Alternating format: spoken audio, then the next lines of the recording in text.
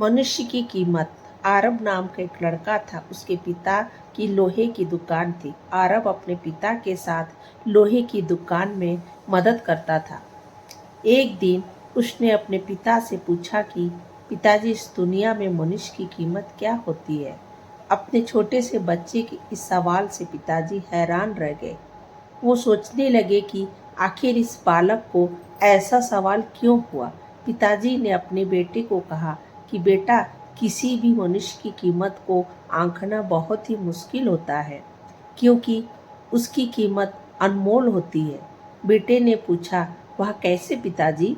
अगर सभी मनुष्य की कीमत अनमोल होती है तो फिर कोई अमीर तो फिर कोई गरीब क्यों होता है?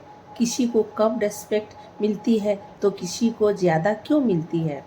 पिताजी ने अपने बेटे को समझाने के लिए कहा कि तुम स्टोर रूम में जो लोहे का बड़ा सा टुकड़ा पड़ा है वो लेकर आओ। बेटे ने कहा, जी पिताजी। वो लोहे का टुकड़ा लेकर आता है। पिताजी उससे पूछते हैं कि बताओ, इस लोहे के टुकड़े की क्या कीमत होगी? आरब बताता है कि 500 रुपये। पिताजी अब उससे पूछते हैं कि अगर मैं इस टुकड़े के छोटे छोटे कील बना दूं तो फिर उसकी क्या कीमत होगी?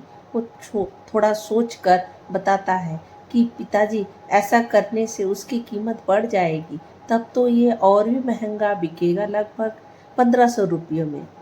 पिताजी अब उससे पूछते हैं कि बेटा, अगर मैं इस लोहे के टुकड़े से घड़ी के बहुत सारे स्प्रिंग बना दूं तो? आरब कहता है कि पापा, फिर तो इससे और भी ज़्यादा पैसे मिलेंगे। पिताजी अपने बेटे को समझाते हुए बोलते हैं कि इस लोहे के टुकड़े की तरह ही मनुष्य की कीमत होती है। मनुष्य की कीमत भी इससे नहीं होती है कि अभी वो क्या है, बल्कि इससे होती है कि वो अपने आप को क्या बना सकता है।